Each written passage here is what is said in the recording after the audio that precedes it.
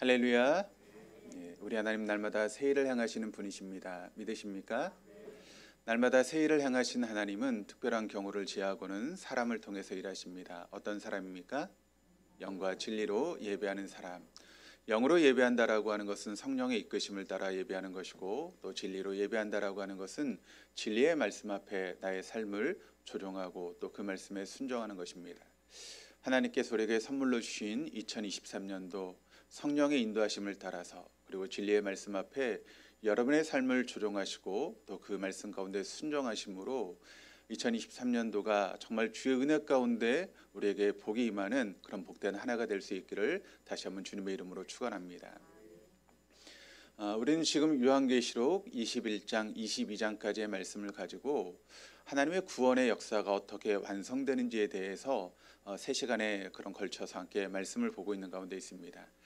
첫 번째는 21장 1절에서 8절까지의 말씀을 통해서 새하늘과 새 땅이 무엇인가에 대해서 함께 말씀을 나누었고, 또 두 번째는 21장 9절에서 22장 5절까지의 말씀을 통해서 그 새하늘과 새 땅의 특성이 무엇인가에 대해서 함께 말씀을 나눴습니다.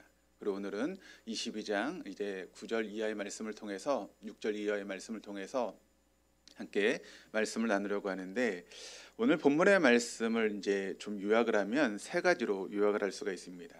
10절의 말씀을 통해서 봉인하지 말아라. 그리고 7절과 12절과 20절의 말씀을 통해서 보아라, 내가 곧 가겠다. 그리고 마지막 18절과 19절의 말씀을 통해서 순종을 촉구하고 계시는 주님의 말씀을 우리가 오늘 본문의 말씀을 통해 보게 됩니다. 한 가지씩 간단하게 말씀을 한번 살펴보면, 첫 번째 10절의 말씀을 통해서 봉인하지 말아라 라고 하는 그런 말씀이 말씀을 통해 기록되고 있습니다. 우리 10절의 말씀을 같이 한번 읽어보시겠습니다. 또 그가 나에게 말하였습니다. 내가 가까이 왔으니 이 책에 적힌 예언의 말씀을 봉인하지 말아라.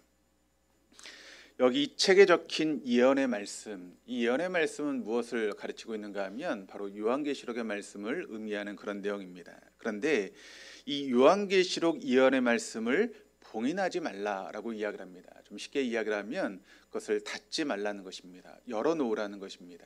그런데 우리가 요한계시록도 5장의 말씀을 보시면 이제 봉인된 그런 말씀의 내용이 나오고 있는데, 그러니까 5장의 말씀과 지금 22장의 말씀이 좀 대조적인 그런 말씀으로 우리에게 나타나고 있습니다.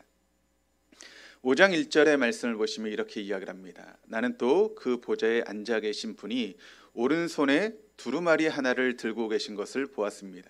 그 두루마리는 안팎으로 글이 적혀 있고 7인을 찍어 봉하여 놓은 것입니다. 그러니까 7인을 찍어서 그 말씀을 봉해 놓았다는 것입니다. 닫아 놓았다는 것입니다. 또 5장 9절에서 10절까지 말씀은 또 이렇게 이야기를 합니다. 그들은 이런 말로 새로운 노래를 불렀습니다. 주님께서는 그 두루마리를 받으시고 봉인을 떼실 자격이 있습니다. 주님은 죽임을 당하시고 주님의 피로 모든 종족과 언어와 백성과 민족 가운데서 사람들을 사서 하나님께 드리셨습니다. 앞으로 살펴보겠지만 7인으로 봉인된 이 두루마리는 어린 양에 의해서 떼어지고 열리게 될 것이다 라고 하는 것을 말씀하고 있습니다. 그런데 이렇게 떼어지고 열린 두루마리는 다시 봉인될 수 없다는 것입니다. 곧 10절에서 봉인하지 말라라고 하는 것은 이런 의미를 가지고 이렇게 말씀하고 있는 것이죠. 그렇다면 왜 이렇게 열린 그런 요한계시록의 말씀을 우리가 봉인하지 말아야 되는가? 왜 다시 닫지 말아야 되는가? 10절의 말씀을 통해서 그 이유를 우리에게 설명하고 있는데, 10절에 이렇게 이야기를 합니다. 또 그가 나에게 말하였습니다. 때가 가까이 왔으니. 그러니까 두루마리 예언의 말씀을 우리가 봉인하지 말아야 되는 이유는 무엇인가 하면 바로 때가 가까이 왔다는 것입니다. 곧 종말의 때가 우리에게 점점 다가오기 때문에 바로 이 예언의 말씀을 봉인하지 말아야 된다라고 이야기를 하고 있는 것이죠. 근데 여러분, 이 말씀은 요한계시록의 시작 부분인 1장의 말씀과 비슷한 말씀입니다. 그러니까 1장 3절에도 동일한 말씀이 나오고 있는데 1장 3절이 이렇게 이야기를 합니다. 이 예언의 말씀을 읽는 사람과 듣는 사람들과 그 안에 기록되어 있는 것을 지키는 사람들은 복이 있습니다. 그때가 가까이 왔기 때문입니다. 그러니까 요한계시록의 첫 번의 말씀이 1장의 말씀에도 그때가 가까이 왔다라고 이야기를 하고 있고, 또 마지막인 22장 말씀에도 그때가 가까이 왔다라고 하는 것을 말씀하며 이야기를 하고 있습니다. 그러니까 이 두 말씀 다 어떤 이야기를 하고 있는가 하면, 하나님의 나라가 시작되는 마지막 종말의 때가 우리에게 가까이 다가왔다라고 하는 것을 말씀하며 이야기하고 있다는 것입니다. 그러니까 우리가 봉인하지 말아야 된다는 것입니다. 마지막 때에 이 종말의 때가 가까이 왔기 때문에 우리는 예언의 말씀이 요한계시록의 말씀을 활짝 열어서 그 말씀을 나눠야 된다는 것입니다. 그리고 그 말씀을 우리가 듣고 그 말씀을 지킬 수 있어야 된다는 것이죠. 그런데 여러분, 세상은 지금 거꾸로 가고 있습니다. 이 예언의 말씀을 자꾸 닫아버리고 있습니다. 그리고 이 말씀을 나누지 않습니다. 어떻게 해서든지 이 말씀을 가까이 하고 이 말씀에 있는 내용들을 우리가 지키며 삶을 살아가야 되는데, 자꾸 이 말씀을 멀리하는 그런 경우들이 우리에게 있다는 것이죠. 그래서 괜히 요한계시록의 말씀을 우리가 함께 말씀을 나누고 설교하면 좀 이상한 색안경을 끼고 바라보는 그런 모습들이 여러분 있지 않습니까? 특별히 한국교회가 이단의 잘못된 그런 행위로 인하여서 마치 요한계시록의 말씀은 나누면 안 되는 말씀처럼 여겨지는 그런 상황이 되어버리고 말았습니다. 그러나 성경 우리에게 분명하게 뭐라고 말씀하고 있는가 하면, 이 예언의 말씀을 봉하여서는 안 된다는 것입니다. 이 말씀을 활짝 열고 함께 나눌 수 있는 그런 은혜들이 우리에게 있어야 된다라고 하는 것을 분명하게 바로 사도 요한 우리에게 말씀하고 있습니다. 또 두 번째, 조금 순서를 바꿔서 18절과 19절의 말씀을 함께 보면, 이 18절과 19절의 말씀 우리에게 순종을 촉구하는 그런 내용의 말씀이 나오고 있는데, 우리 18절 19절 말씀을 같이 한번 읽어보시겠습니다. 나는 이 책에 기록한 예언의 말씀을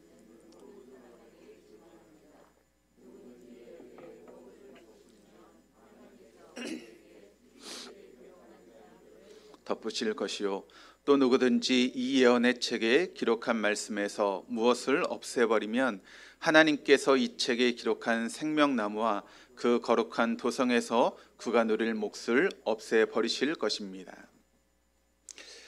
이 말씀은 참 우리를 두렵게 만드는 그런 말씀입니다. 괜히 요한계시록의 말씀을 잘못 증거했다가 내가 이런 재앙을 받으면 어떻게 되나라고 하는 그런 마음이 목회자들에게 있습니다. 그래서 이 말씀을 증거하는 것을 목회자들이 좀 두려워하는 그런 말씀이 있고, 또 이단들이 이것을 잘못 사용해서 마치 우리가 이 말씀을 잘못 나누면 큰일이 일어나는 것처럼 그렇게 이제 겁을 주기도 합니다.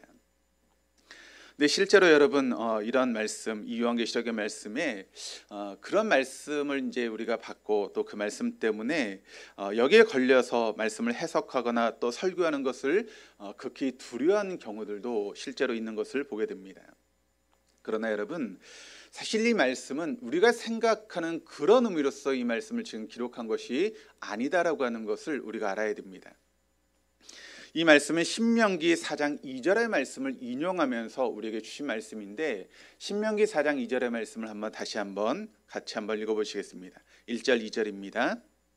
이스라엘 자손 여러분, 지금 내가 당신들에게 가르쳐주는 규례와 법도를 귀담아 듣고 그대로 지키십시오. 그러면 당신들이 살아서 주 당신들의 조상의 하나님이 당신들에게 주시는 땅에 들어가서 그곳을 차지하게 될 것입니다. 내가 당신들에게 명령한 말에 한마디도 더하거나 빼서는 안 됩니다. 당신들은 내가 당신들에게 알려준 주 당신들의 하나님의 명령을 지켜야 됩니다. 자, 신명기 4장 1절 2절 말씀에 여러분 강조점이 지금 어디 있다라고 생각을 하십니까? 이 말씀의 강조점이 지금 어디에 있는 것이죠? 하나님 말씀을 더하거나 빼면 안 된다라고 하는 그런 경고의 말씀으로 지금 이 말씀을 주고 있는 것입니까? 그렇지 않습니다. 이 말씀은 이런 경고를 주기 위해서 우리에게 주시는 말씀이 아닙니다. 이제 곧 있으면 이스라엘 백성들이 하나님의 은혜 가운데 출애굽을 하게 되고 이제 가나안 땅에 들어가게 됩니다. 그러면 그 가나안 땅에 들어간 너희들이 하나님의 말씀에 대해서 가감없이 순종하는 삶을 살아야 된다라고 하는 것을 강조하며 주신 말씀이 바로 신명기 4장 1장 2절 말씀의 말씀이라는 것이죠. 그런데 여러분, 사실 우리가 하나님 말씀을 들을 때 여러분 어떻게 그 말씀을 듣고 또 그 말씀을 순종하십니까? 여러분 하나님 말씀을 들으실 때 100% 그 말씀 가운데 순종하십니까? 어떠시죠? 우리가 하나님 말씀을 들을 때 그럼 내가 좀 듣기 좋은 말씀, 또 내게 도움이 된다라고 하는 그런 말씀은 우리가 들을 때 어떻게 합니까? 아멘 그러시죠? 그렇게 우리가 그 말씀을 받아들입니다. 그런데 내가 듣기에 좀 부담스러운 말씀, 또 그 말씀이 내게 좀 손해가 된다라고 하는 그런 말씀을 우리가 들으면 그 말씀 앞에 여러분 아멘이라고 답하십니까? 아니죠. 노멘 하면서 그 말씀을 거부합니다. 내가 다른 말씀은 다 들어도 이 말씀만은 내가 들을 수 없다라고 하는 그런 마음을 가지고 그 말씀을 순종하지 못하는 모습들이 여러분 우리에게 있지 않습니까? 어떤 말씀이든지 가감없이 말씀대로 순종하라고 하는 그런 의미로서 이 신명기 4장 1절 2절 말씀을 우리에게 지금 주고 있다는 것이죠. 그러므로 그 말씀을 내 것으로 만들어라. 그 말씀을 가감없이 순종하면서 그 말씀이 내 것으로 될 수 있도록 그렇게 따라라라고 하는 것이 이 말씀의 핵심이라는 것입니다. 예를 들어서 우리가 예수님의 생애를 한번 생각해 보시길 바랍니다. 예수님이 여러분 자신의 생애를 통해서 하나님 말씀에 전적으로 순종하는 삶을 사셨던 분이 바로 예수님 하십니다. 그런데 십자가를 앞에 두고 겟세마네 동산에서 하나님 앞에 기도하기 시작합니다. 뭐라고 기도하셨죠? 하나님, 이 십자가의 잔을 내게서 지나가게 해주십시오. 될 수 있으면 이것을 내가 행하지 않을 수 있도록 나를 도와주십시오. 그러니까 그 말은 무슨 말입니까? 하나님, 내가 지금까지 하나님 말씀에 다 순종했습니다. 하나님 말씀을 따르는 그런 삶을 살아왔습니다. 그런데 이것만은 내가 순종하기가 어렵습니다. 그러니 이것을 지나가게 해주십시오. 예수님께서 실제로 여러분 그것을 지나가시게 하셨습니까? 그렇지 않았죠. 하나님 말씀에 가감없이 말씀을 따르는 그런 모습을 우리가 말씀을 통해 보게 되지 않습니까? 이런 말씀을 지금 하고 있는 것입니다. 우리가 어떤 말씀에 대해서는 그건 좋은 말씀이야, 내 것이야 라고 받아들이지만 어떤 말씀에 대해서는 우리가 그것을 받아들이지 못하는 그런 모습들이 우리 안에 있지 않습니까? 그러나 하나님 말씀은 그래서는 안 된다는 것입니다.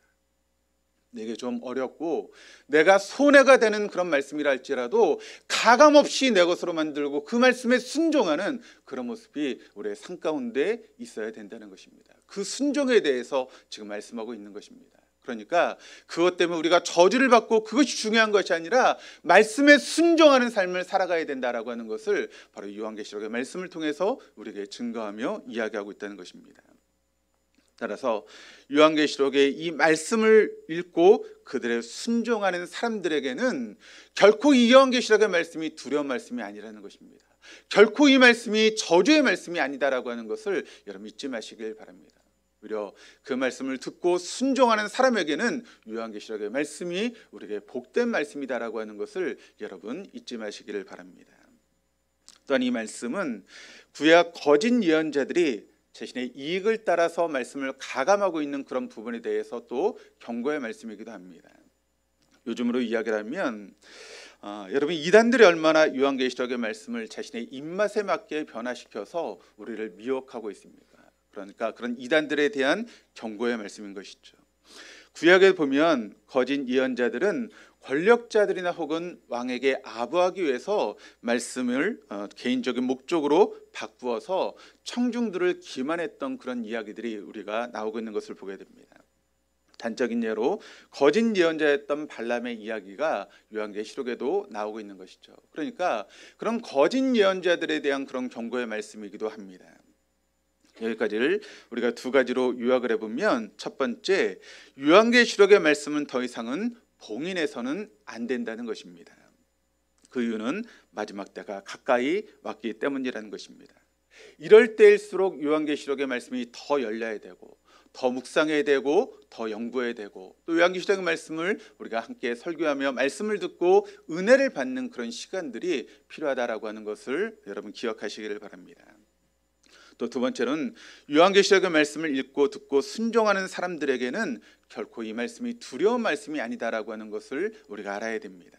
그러나 동시에 이 말씀을 사사로운 목적을 위해서 사용하는 이단들에게 강력한 경고의 말씀이 바로 요한계시록의 말씀이라는 것입니다. 그러나 믿는 우리에게는, 그 말씀대로 순종하려고 애를 쓰는 우리에게는 결코 두려운 말씀이 아니라는 것입니다.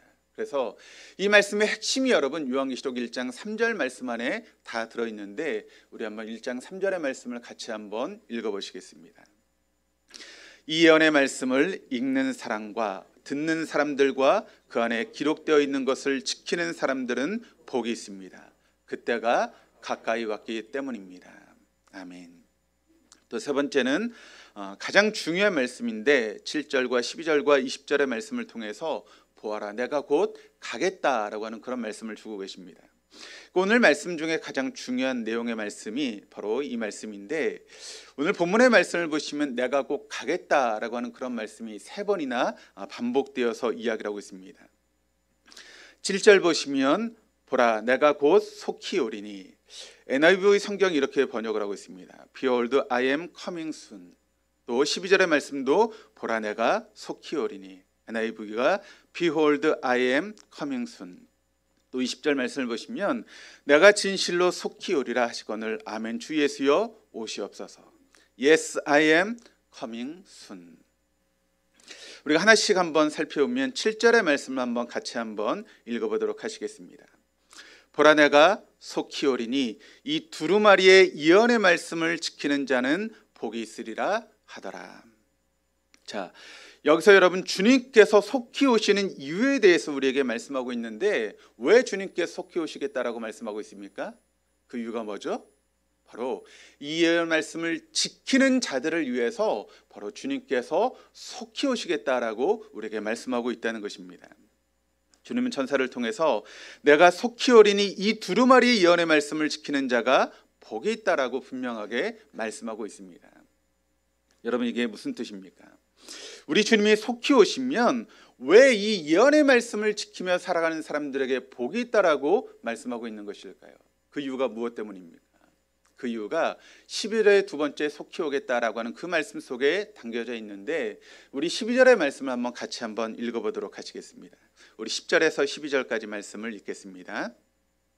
또 내게 말하되 이 두루마리 예언의 말씀을 임봉하지 말라. 때가 가까우니라.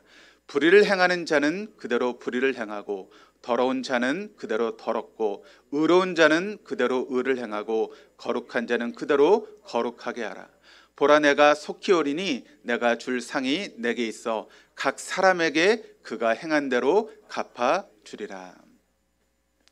자, 이 말씀은 마지막 시대를 살아가는 사람들이 어떤 모습으로 삶을 살아가는지 우리에게 보여주고 있는 그런 말씀입니다. 그런데 마지막 때 사람들의 모습을 보면 어떻게 삶을 살고 있습니까? 불의한 자는 계속해서 불의를 행하고 있다는 것입니다. 더러운 일을 행하는 사람들도 여전히 계속해서 더러운 삶을 추구하며 살아가고 있다는 것입니다. 그런데 의로운 자는 계속해서 의로운 삶을 살아가고 있고 또 거룩한 자는 계속해서 거룩한 삶을 살아가고 있다라고 주님께서 말씀하고 있다는 것이죠. 그러니까 악한 자는 계속해서 악한 일만 행하고 선한 자는 더욱더 선한 일을 추구하며 살아가고 있다라고 하는 것이 마지막 때 주님의 진단이다라고 하는 것을 우리가 알 수 있게 되는 것이죠. 여러분 한번 생각해 보시길 바랍니다. 이 세대를 살아가는 사람들의 모습을 보면 얼마나 자아가 강합니까? 그래서 여러분 계속해서 사람들이 자신의 잘못을 인정하지 않으려고 하는 그런 모습들을 보게 되면서 자신의 모습을 합리화하려고 하는 그런 모습들을 우리가 발견하게 되지 않습니까? 누가 봐도 잘못된 행동을 하고 있음에도 불구하고 사람들에게 물어보면 아니야 나는 착하게 살고 있다라고 스스로 생각을 합니다. 나는 잘 살고 있어. 그러니까 그냥 나를 그냥 이대로 내버려도 나는 잘 살고 있는데 왜 나에게 자꾸 그런 이야기를 하고 있어라고 그렇게 자신의 자아가 강해지고 있는 그런 시대를 살고 있는 것이 우리들의 모습이라는 것입니다. 그래서 다 나름대로 착하게 살고 있습니다. 다 나름대로 의로운 삶을 살고 있다는 것입니다.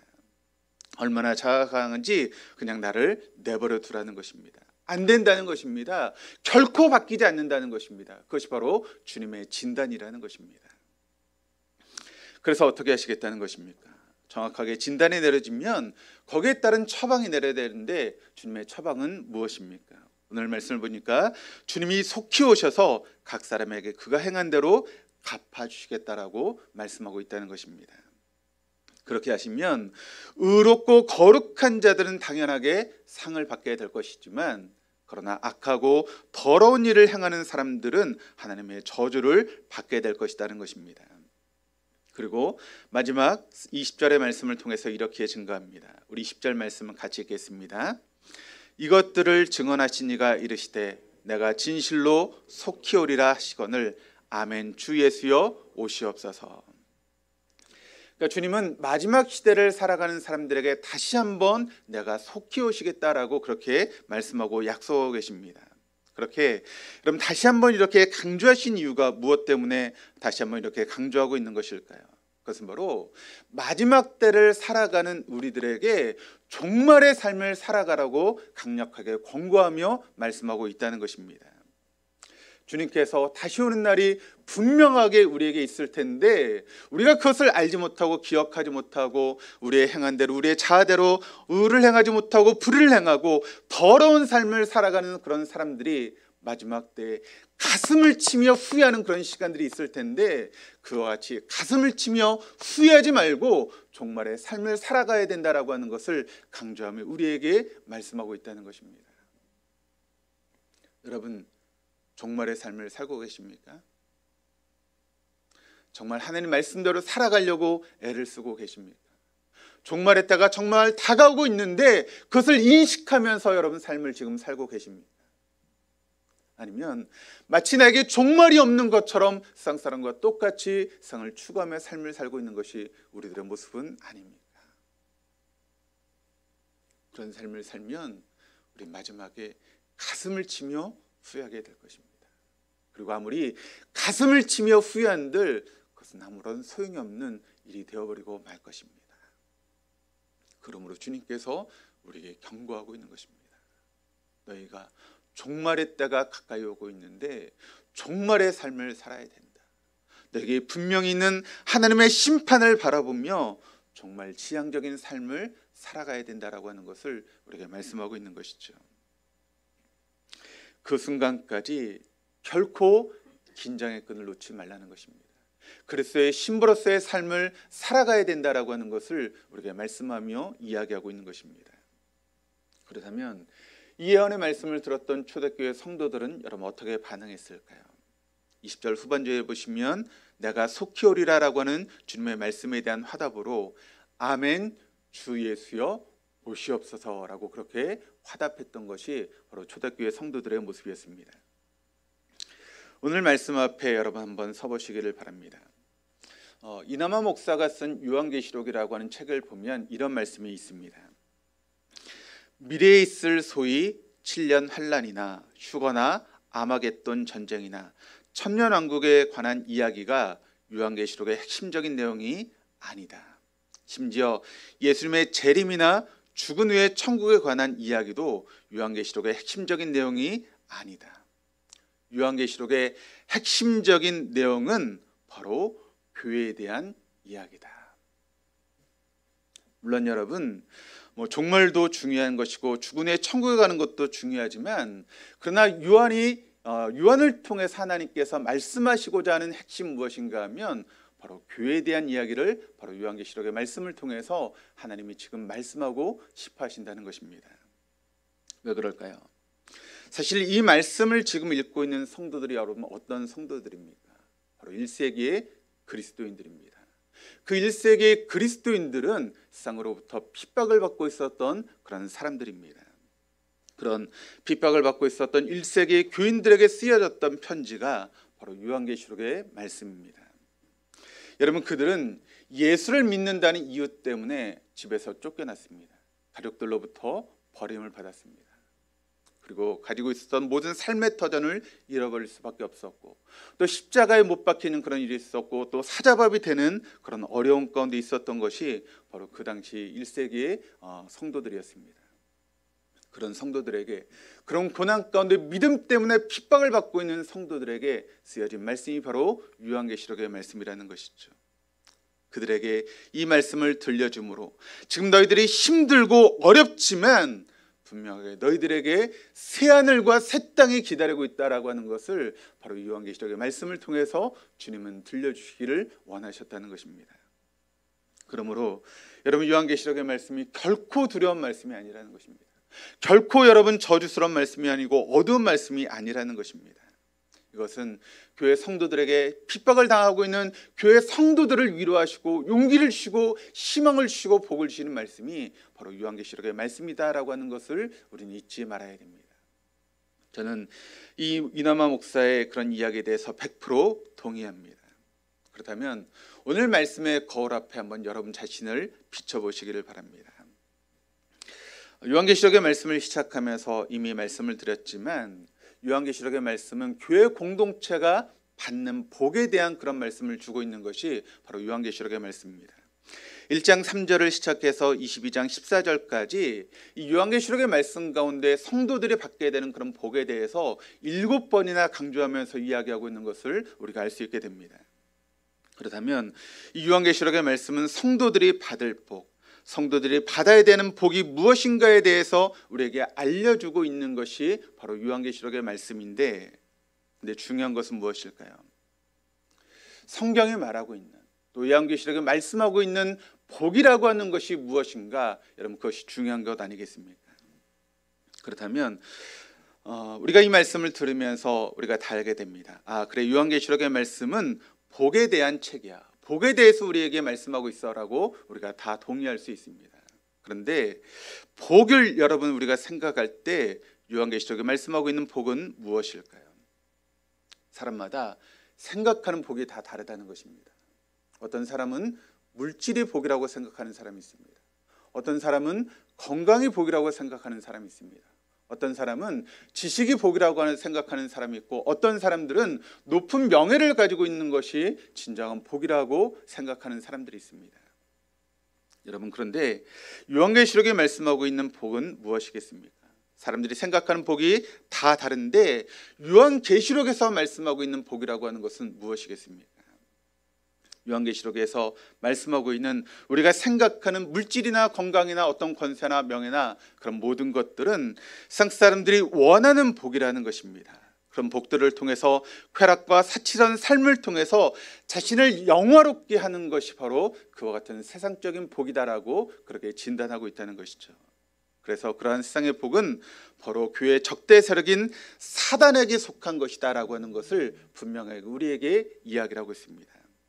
그런데 여러분, 그런 사단이 주는 세상적인 복은 사단의 종말과 함께 여러분 세상의 복을 따르는 사람들은 마지막에 비참한 모습으로 드러나게 된다는 것입니다. 그 마지막 때가 어떻게 됩니까? 순식간에 흔적도 없이 사라지는 것이 바로 세상의 모습인데, 그렇게 우리가 추구하는 그런 모든 것들은 종말의 때에 흔적도 없이 사라지게 되는 것이죠. 그러므로 그것은 진정한 복일 수 없다는 것입니다.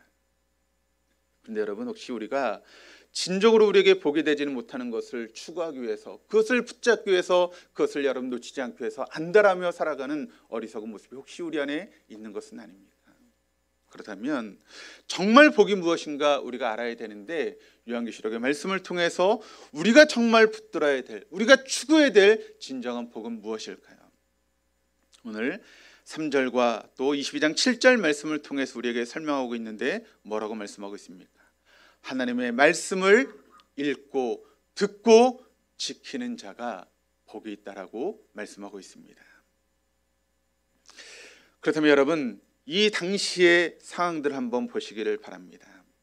이 말씀이 기록될 당시의 상황들을 보면 말씀을 듣고 그 말씀을 읽고 지킨다라고 하는 것은 어떤 의미가 있습니까?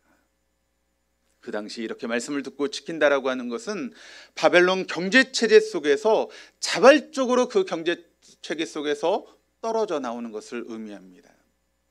그러니까 스스로 소외 계층이 되는 것을 의미하는 것이고, 스스로 가난한 삶을 살아가는 것을 의미하는 것이죠. 그리고 그 믿음 때문에, 그 말씀 때문에 죽음을 각오하는 것을 의미하는 것이 바로 말씀을 듣고 읽고 지키는 것을 의미하는 것입니다. 이런 말씀을 듣고 또 그 말씀을 지키기 위해서 손해를 감수하실 수 있습니까? 때론 가난해져도 여러분 그 말씀을 지킬 수 있는 각오가 여러분에게 있으십니까? 말씀 때문에 사람들로부터 소외를 당하고 어려움을 당하는 그런 일이 있어도 정말 말씀을 지킬 수 있는 그런 믿음이 여러분에게 있으십니까? 그렇다면 왜 요한계시록은 이 말씀 때문에 죽는 것을 우리에게 복이라고 이야기하고 있는 것일까요? 요한계시록 21장 1절에서 22장 5절까지의 말씀을 보시면 뭐라고 말씀하고 있습니까? 인간의 생명이 죽음으로 끝나는 것이 아니다라고 하는 것을 분명하게 우리에게 말씀하고 있습니다. 죽음 이후에 그리스도를 따르는 자들에게 새하늘과 새 땅의 주인이 되게 될 것이다라고 하는 것을 분명하게 우리에게 강조하며 말씀하고 있다는 것입니다. 그러므로 하나님 말씀과 그들이 가진 증거로 인해서 죽는 것이 복된 이유가 바로 여기 있는 것입니다. 그래서 요한계시록 14장 13절 말씀이 우리에게 뭐라고 말씀하고 있습니까? 지금 이후로 주 안에서 죽는 자들이 복이 있다라고 말씀하고 있지 않습니까? 말씀을 따르기 위해서 손해를 감수하고 또 말씀을 지키다가 죽음을 당하는 사람들이 진정으로 복 있는 사람이다라고 말씀하고 있는 것입니다. 왜요? 그 사람에게만 새하늘과 새 땅의 영원한 나라의 주인이 될 수 있기 때문에 바로 그 사람이 복된 사람이 되어줄 수 있다는 것입니다. 그렇기 때문에 겁쟁이들과 거짓말쟁이들은 결코 이런 복을 차지할 수 없다는 것입니다.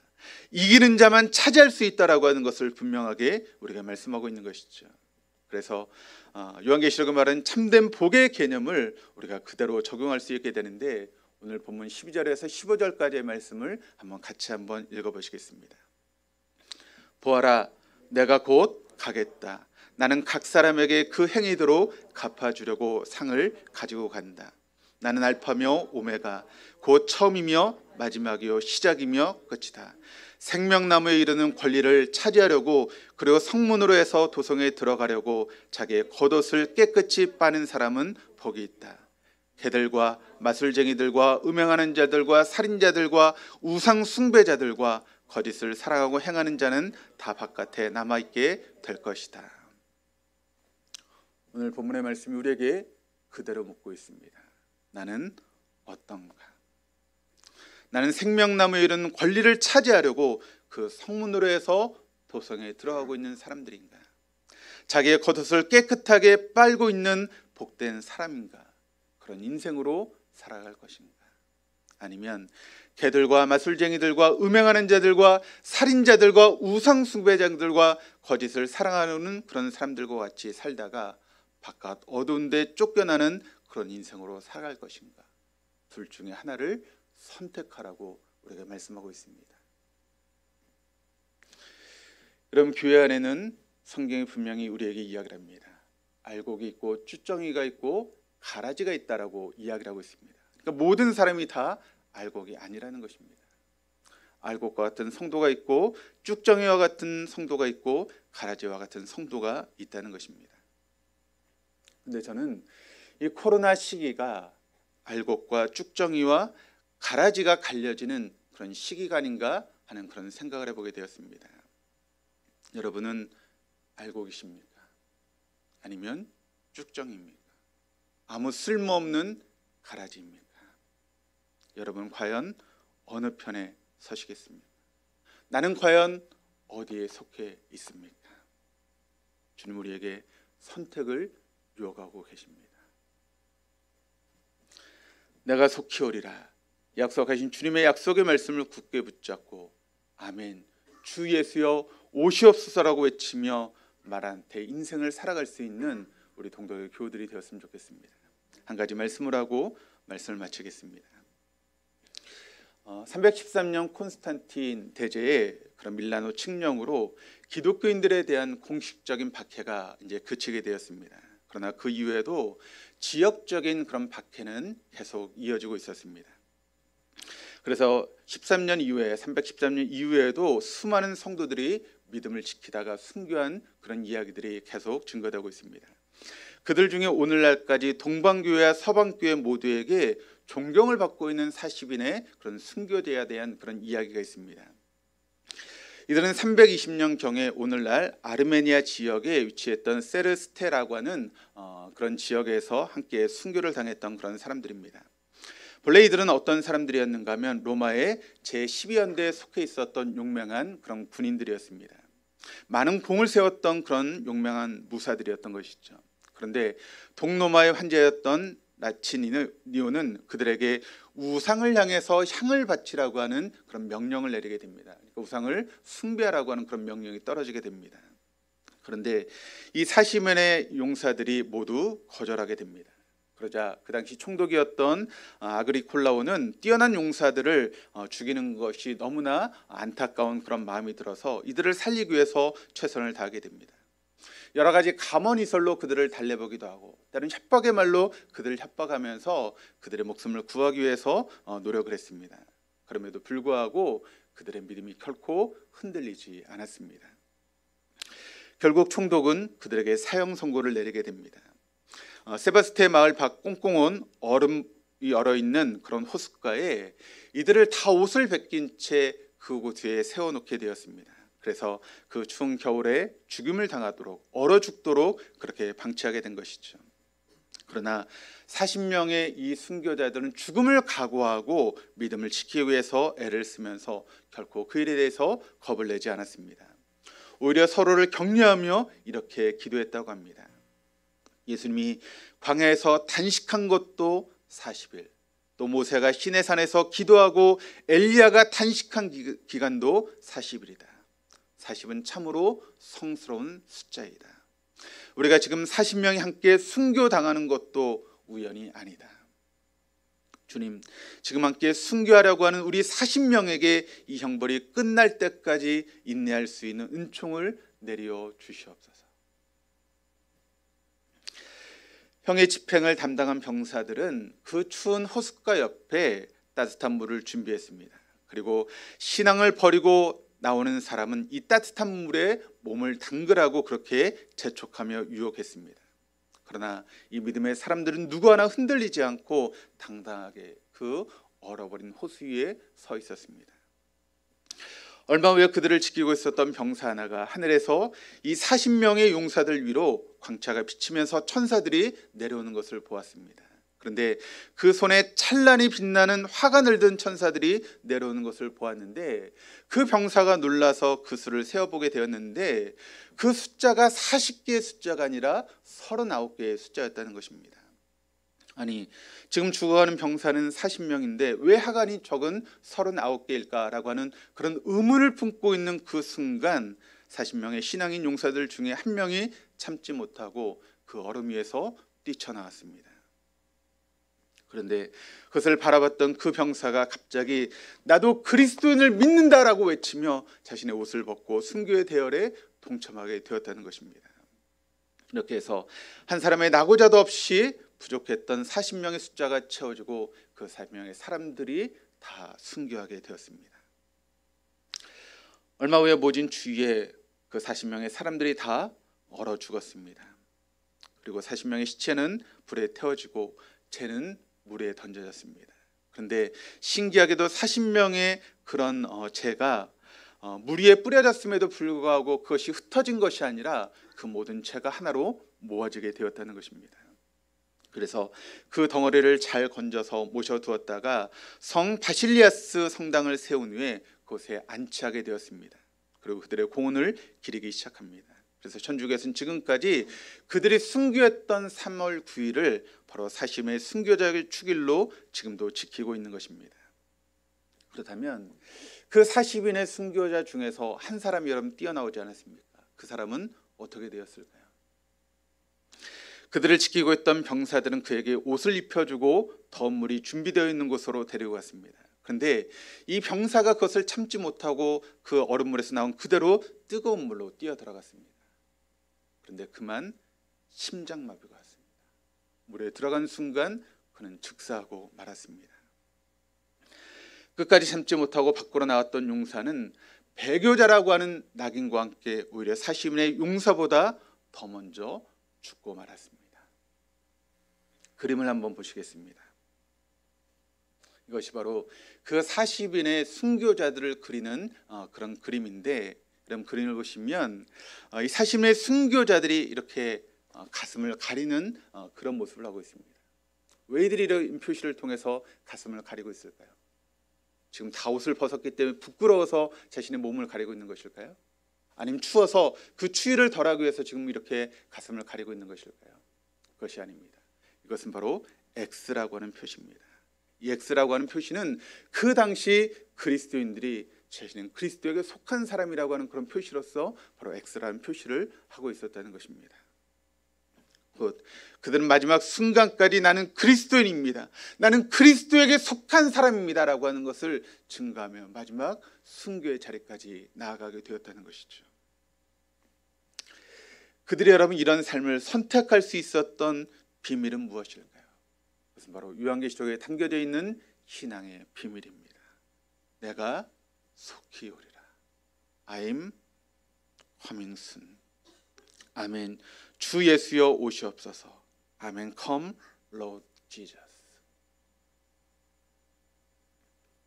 여러분은 어떤 선택을 하시겠습니까? 종말의 시대를 살아가는 우리들이 이 순교자들과 같이 어떤 어려움이 있어도 나는 그리스도에게 속한 사람이다라고 하는 그런 고백을 통해서 아멘. 주 예수여 오시옵소서.